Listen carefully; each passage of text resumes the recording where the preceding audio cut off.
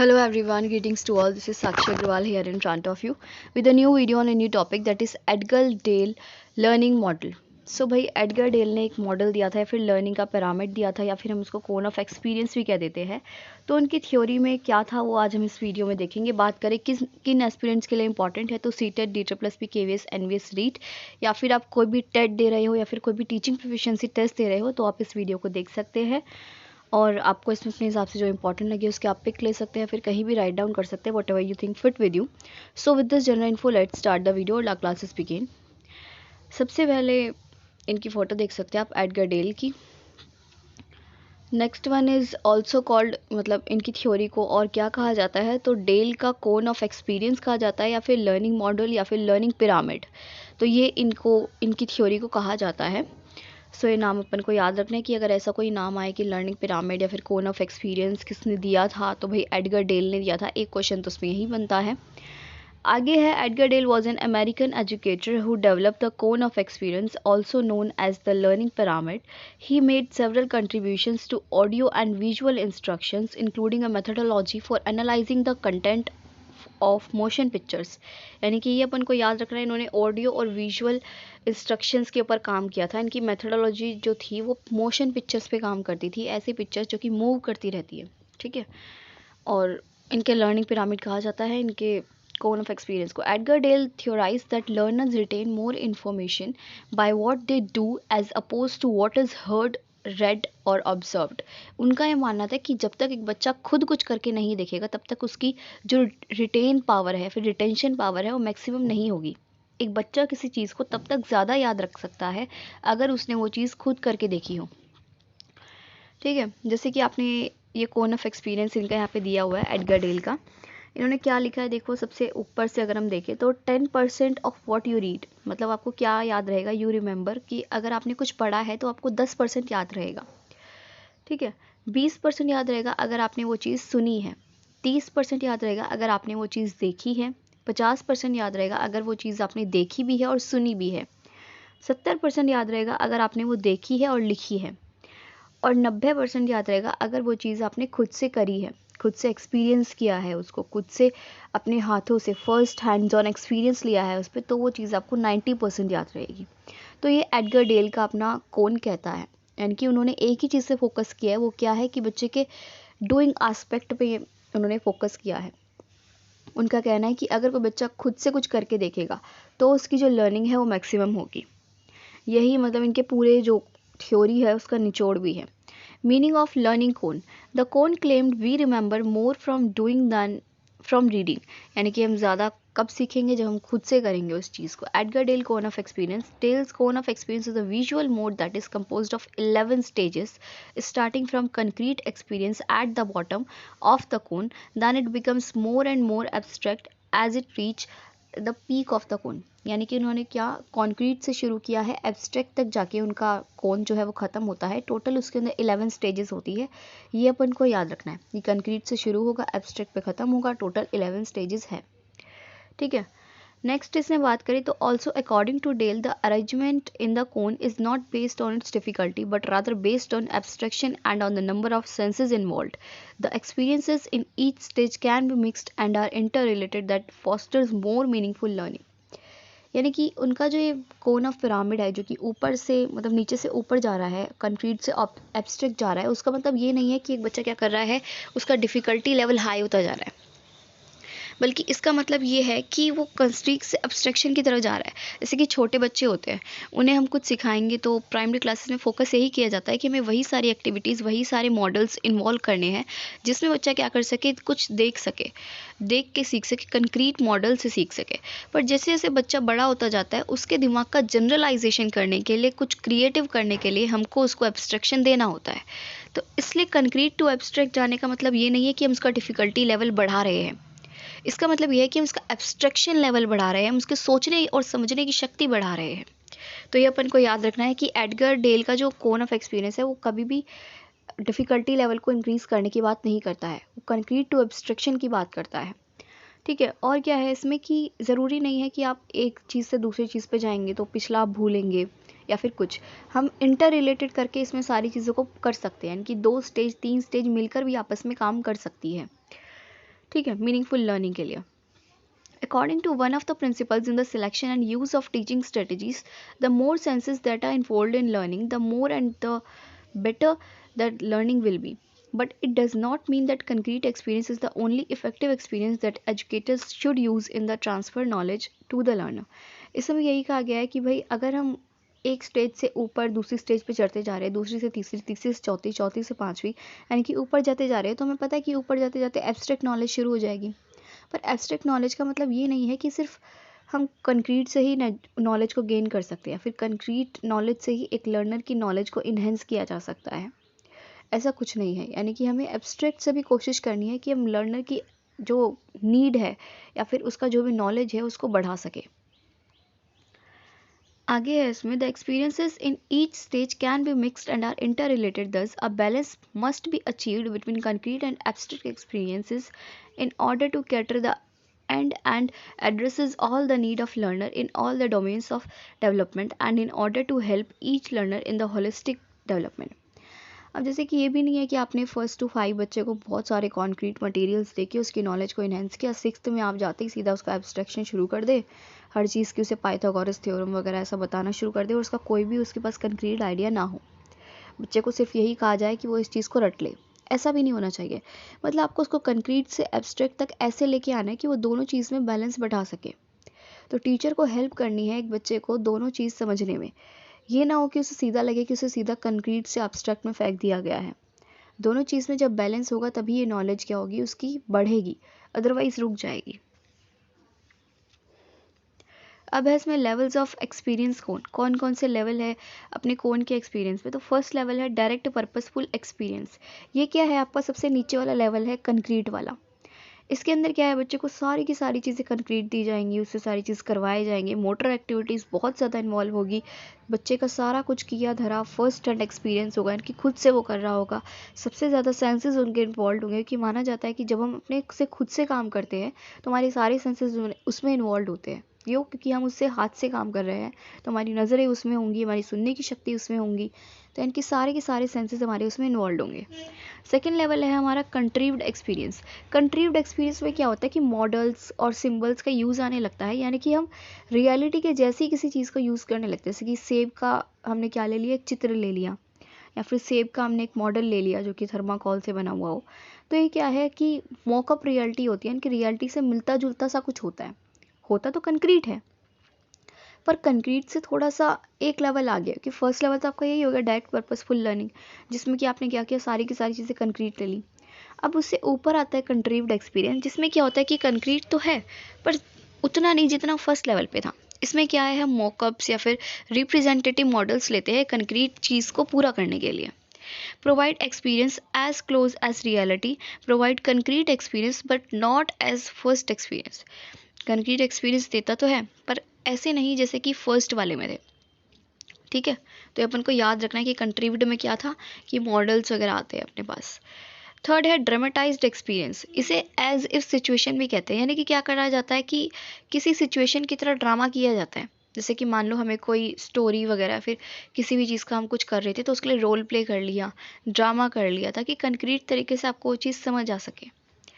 अगला है demonstration. Demonstration क्या होता है कि टीचर विजुअल एक्सप्लेनेशन दे दे किसी चीज़ का, या तो वो स्क्रीन पे दिखा दे या फिर आपको कोई पिक्चर बुक दिखा दे या फिर कोई चीज़ टीचर खुद करके दिखा दे। यानी कि बच्चे को एक कंक्रीट नॉलेज थोड़ी सी दी जा रही है पर उसका लेवल हाई होता जा रहा है, यानी कि अब वो अपने हाथों से कम कर रहा है पर देख रहा है, कंक्रीट चीज़ें देख तो पा रहा है। अगला है उसे स्टडी ट्रिप्स पे ले जाया जाए, एक्सकर्शन या फिर फील्ड ट्रिप पे। अगला है एग्जिबिट, यानी कि उसे पिक्चर्स वगैरह दिखा दी जाए, डायग्रामेटिक फॉर्म में कुछ दिखा दिया जाए। और 7 है television and motion pictures and still pictures recording and radio, यानी कि जब हम इन्हें स्क्रीन पे कुछ दिखाते हैं। अब ये क्या है, कंक्रीट से धीरे धीरे धीरे धीरे मूव करता जा रहा है। सबसे पहले हमने पढ़ा कि डायरेक्ट पर्पसफुल लर्निंग क्या होती है। उसके अंदर क्या था कि एक बच्चा क्या कर रहा था कि पूरा कंक्रीट चीज़ों से खेल के फिर खुद सीख रहा था। फिर कंट्रीव्ड आया जिसने हमने मॉकअप रियलिटी कर दी या फिर रिप्रेजेंटेटिव मॉडल्स कर दिए थे। थर्ड ड्रामेटाइजेशन आपका आ गया कि हमने उस चीज़ का ड्रामा करके वो देखा कि कंक्रीट मटेरियल कैसा होता है। फोर्थ में आपका डिमॉन्स्ट्रेशन आ गया। फिफ्थ में स्टडी ट्रिप, सिक्स्थ में एग्जिबिट एंड सेवन्थ में हमने कुछ भी उन्हें स्क्रीन पे दिखा दिया। एट्थ है आपका विजुअल सिम्बॉलिक। विजुअल सिम्बॉलिक क्या होता है, यानी कि ऐसे कुछ सिम्बल्स जो कि मैंने विजुअली दिखा दिए, जैसे कि चार्ट्स, मैप्स, ग्राफ, डायग्राम, ये यूज्ड होते हैं एब्स्ट्रैक्ट रिप्रेजेंटेशन के लिए।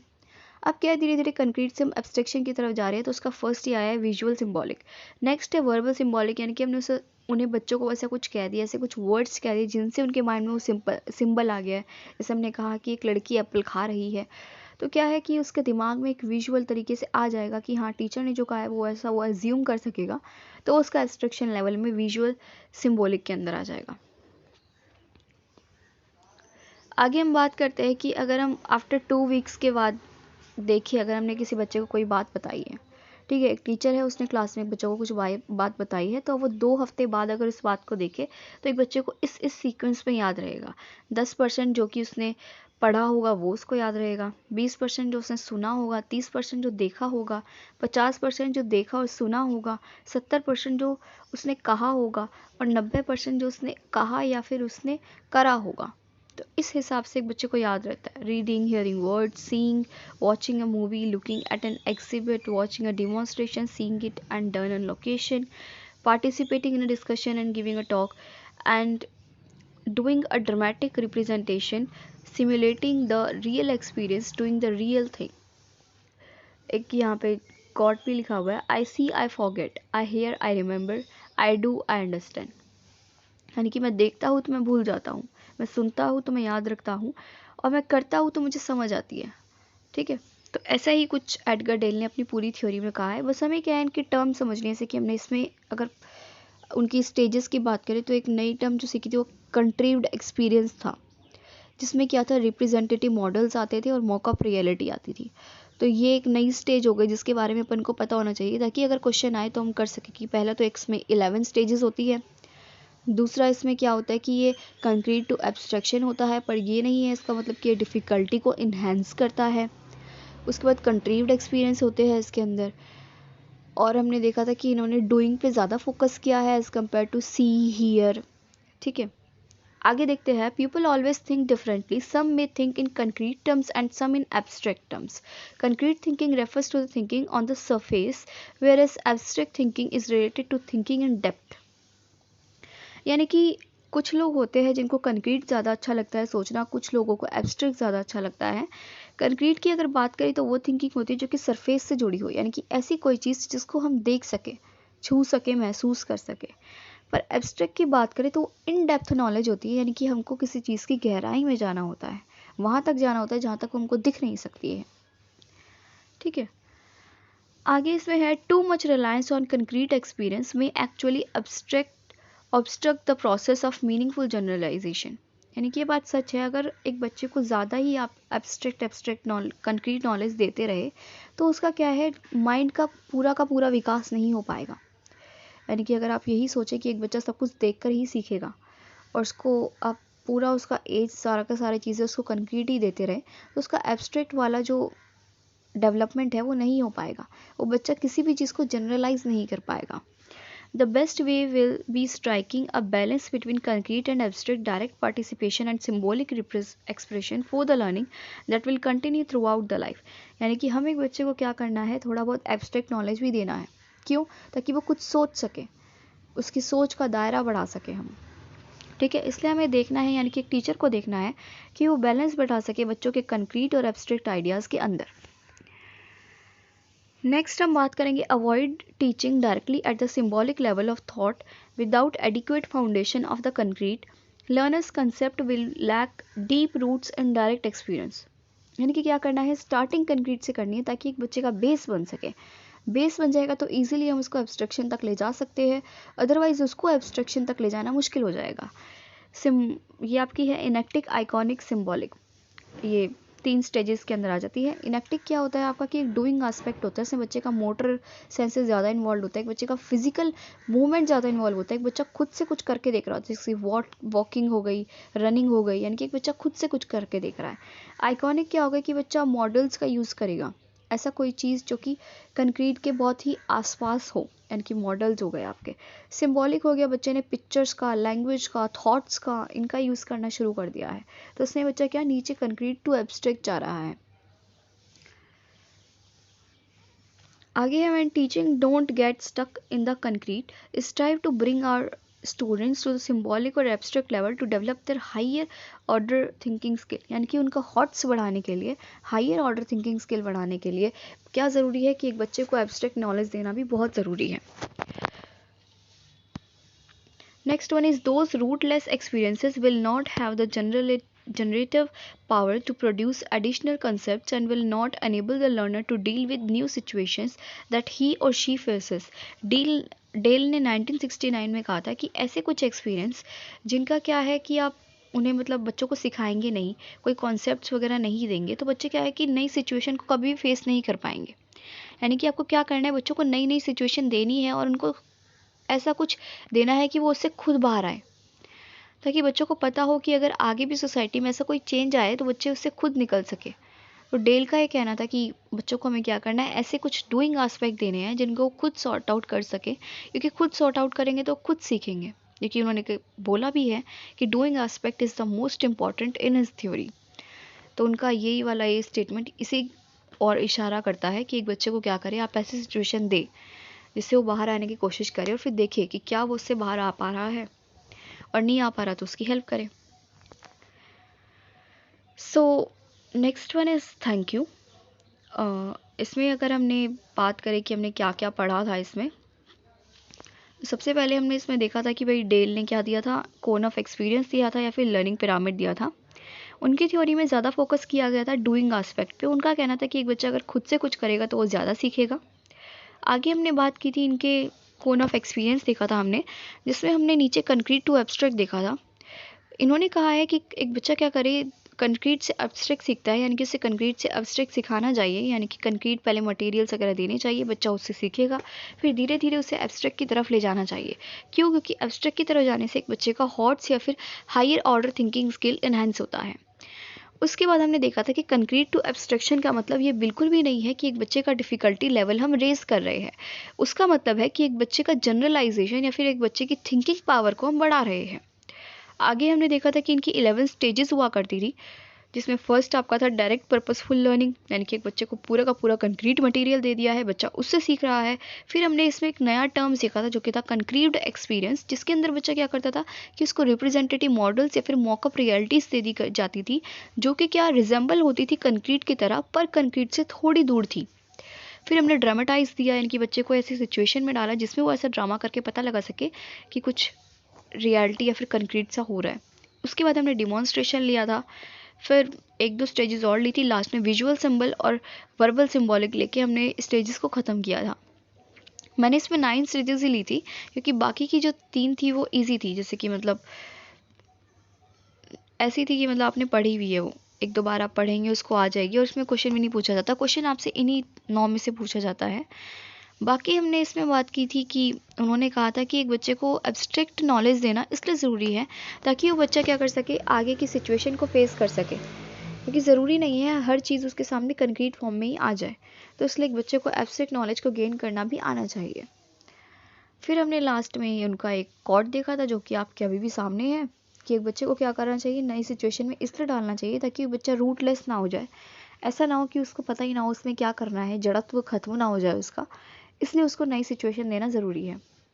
सो with this our video and I hope you like the video. If you like the video, please press the like button, share the video and subscribe our channel. Thank you. Have a nice video or have a nice day and bye bye.